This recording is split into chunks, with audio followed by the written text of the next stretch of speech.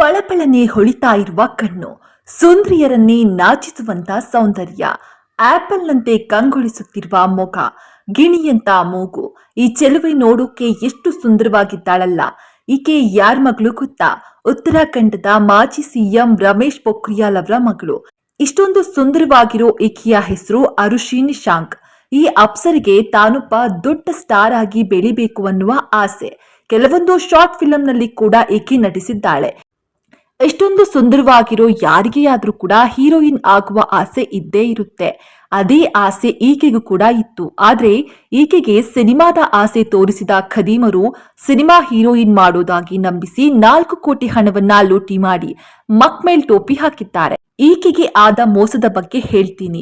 ಅದಕ್ಕೂ ಮುನ್ನ ನೀವಿನ್ನು ನಮ್ಮ ಚಾನೆಲ್ನ ಸಬ್ಸ್ಕ್ರೈಬ್ ಆಗದೇ ಇದ್ದಲ್ಲಿ ದಯವಿಟ್ಟು ನಮ್ಮ ಚಾನೆಲ್ನ ಸಬ್ಸ್ಕ್ರೈಬ್ ಆಗಿ, ಲೈಕ್ ಮಾಡಿ, ಕಾಮೆಂಟ್ ಮಾಡಿ, ಶೇರ್ ಮಾಡಿ. ಹಾಗೆ ಪಕ್ಕದಲ್ಲಿರುವ ಬೆಲ್ ಐಕಾನ್ನ ಕ್ಲಿಕ್ ಮಾಡಿ. ಈ ರೀತಿ ಕ್ಲಿಕ್ ಮಾಡೋದ್ರಿಂದ ನಾನು ಹಾಕುವ ಪ್ರತಿ ವಿಡಿಯೋದ ನೋಟಿಫಿಕೇಶನ್ ನಿಮಗೆ ಮೊದಲು ಬರುತ್ತೆ. ಮೊದಲಿಂದಲೂ ನಟನೆಯ ಮೇಲೆ ಅರುಷಿಗೆ ವಿಪರೀತವಾದ ಆಸಕ್ತಿ ಇತ್ತು. ಕೆಲವೊಂದು ಸಿನಿಮಾ, ಶಾರ್ಟ್ ಫಿಲ್ಮ್ನಲ್ಲೂ ಕೂಡ ಈಕೆ ನಟಿಸಿದ್ದಾಳೆ. ನಟಿ ಹಾಗೂ ನಿರ್ಮಾಪಕಿಯಾಗಿರುವ ಅರುಷಿ ಹಿಮಶ್ರೀ ಫಿಲ್ಮ್ಸ್ ಎಂಬ ಸ್ವಂತ ಪ್ರೊಡಕ್ಷನ್ ಹೌಸ್ ಕೂಡ ಹೊಂದಿದ್ದಾರೆ. ಅಲ್ಲದೆ ಮಾಜಿ ಸಿಎಂ ರಮೇಶ್ ಪೋಖ್ರಿಯಾಲ್ ಮಗಳು ಬೇರೆ ಈಕೆ. ಇಷ್ಟೆಲ್ಲ ದೊಡ್ಡ ಬ್ಯಾಕ್ಗ್ರೌಂಡ್ ಇದ್ರೂ ಕೂಡ ಖದೀಮರು ಒಂಚೂರು ಭಯ ಇಲ್ಲದೆ ಈಕೆಗೆ 4 ಕೋಟಿ ಹಣ ಪಂಗನಾಮ ಹಾಕಿದ್ದಾರೆ. ಮುಂಬೈನ ಮಾನ್ಸಿ ಹಾಗೂ ವರುಣ್ ಬಾಗ್ಲಾ ಎಂಬ ದಂಪತಿ ನಿರ್ಮಾಪಕರ ಸೋಗಿನಲ್ಲಿ ಅರುಷಿಯನ್ನ ಪರಿಚಯ ಮಾಡಿಕೊಂಡಿದ್ದಾರೆ.